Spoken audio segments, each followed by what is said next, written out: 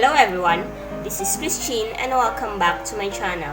Today, I will share to you my version of drunken shrimp. So, ito yung ating mga ingredients and I will use soju doon sa ating alcohol na gagamitin. So, let's get started. Nag-preheat na ako ng ating pan. Start tayo magluto. Butter. Melt lang natin.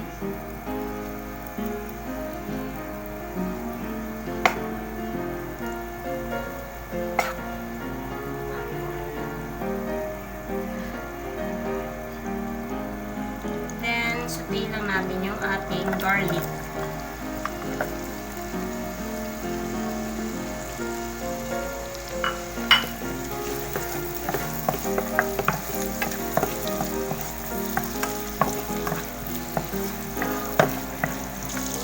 Then, ilalagay ko yung ating chili flakes.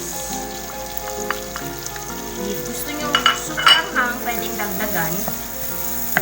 At if kung ayaw nyo naman pala ng maanghang, pwede nang tanggalin yung chili flakes.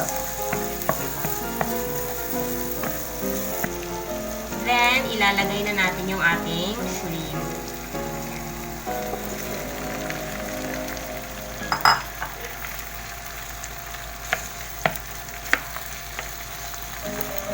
Then, itong shrimp natin is na-devein ko na kanina. Then, hintayin natin mag-orange yung ating shrimp and ilalagay natin yung ating soju. So, ayan, nag-change na yung color ng ating shrimp. Ilalagay ko muna pala yung pepper. Then, salt.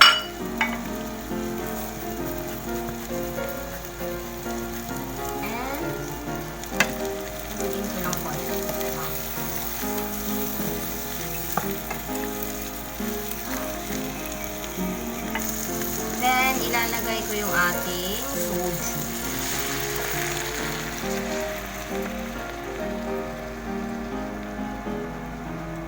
Just enough lang na ayan. Para ma-cover yung ating shrimp. Then, we will just let it boil until na mawala yung aroma ng alcohol. And, titikman natin. And, kung kailangan timplahan ulit, titimplahan natin. So, magdadagdag ako ng ating butter. And, by the way, tinikman ko na siya.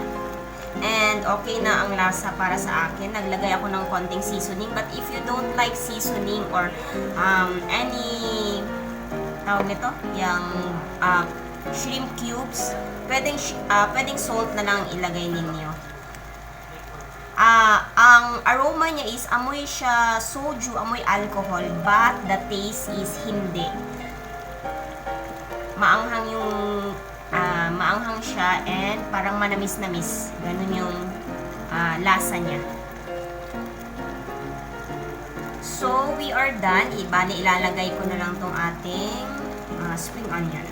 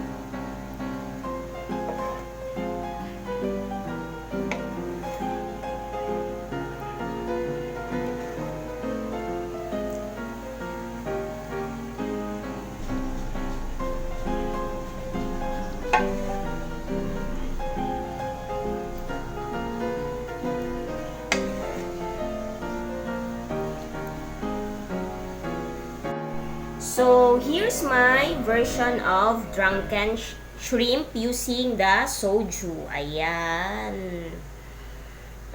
So, thank you everyone sa mga always nagsusupport sa aking channel. Thank you so much. And kung bago kayo sa aking channel, don't forget to like, leave a comment, subscribe, and hit that notification bell para updated kayo sa aking next videos. God bless everyone and see ya! Bye!